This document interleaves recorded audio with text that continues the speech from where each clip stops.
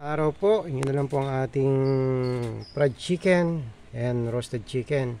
So ngayon matumal talaga. So ngayon, ito na lang gawin natin para maubos na to. O yan o.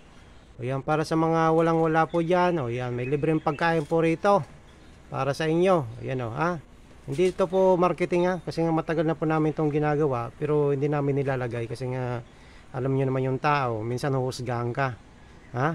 So ngayon, siguro kailangan namin ilagay po para kumbaga malaman nyo na kami talaga ay nagpapakain po.